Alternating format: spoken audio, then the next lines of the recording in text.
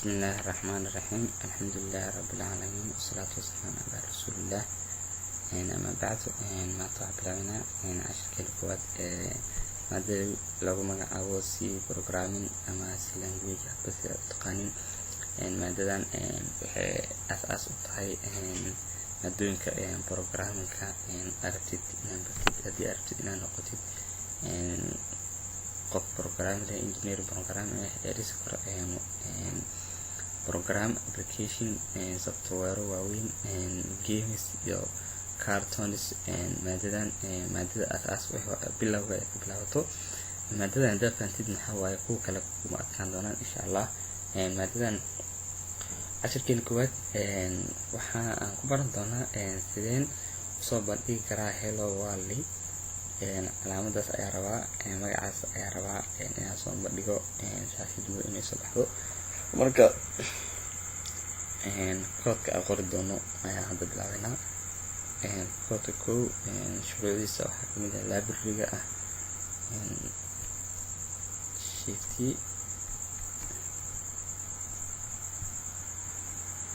shifty three أسرع كمان include and stdio footage tadi shifty and midda koowaad hadda aqoray wax la shaqeysaa output-ka shaashada kaaga soo muuqda ay la shaqeysaa include kan kalena include علامة فور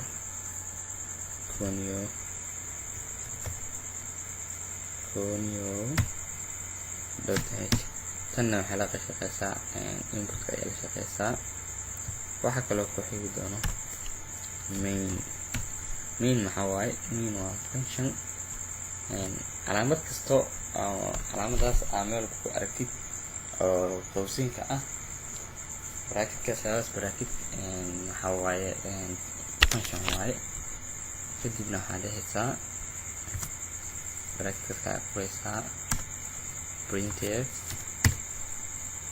يقر printf في قوة شغال قوة حواي شاشة مدو أي وحصو قرطاء يقصو بنتها printf أس وح أكو قرطي أي شاشة مدو كوكو ساريسا function كيسا كاسا calculation ده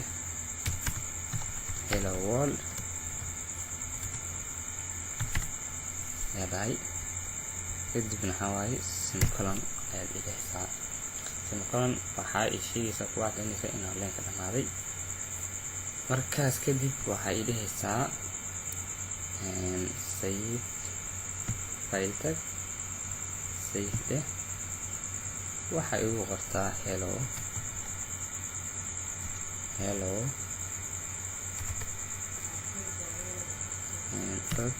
cbb kadibna save kadibna waxay leedahay compile wax qalad ma jiro wax error ma jiro tusaale hadda ku soo error di oo jiro ku sheegaya hadii aad ka tagtid wax ku dhiitan error ya jiro tusaale simkarkaas ka tir hay'adaha compile gudahay inta ay ugu soo qorinta ay ku aday expected before first alamdas and talking ida alamdas kore for soo qaaday gudahay kadibna simkolonkiida compile ida marka xaqiijisto inuu isaxay codkiga kadib waxa leeyahay run ama ana rabo wax dhan kulli run ala compile hal mar isla leeyahay marka saa hello world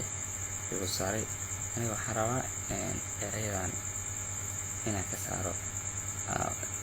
isaga bas ana waxaan dalbaday hello world oo kaliya dalbaday marka hello world bis araba inay soo baxdo fakana ترى جيت فيه كور علامة كور كتبنا بحث ده سيمكولن compile and run leh markaasa hello world oo kaliya kadibna waxaa kusoo furtaa tan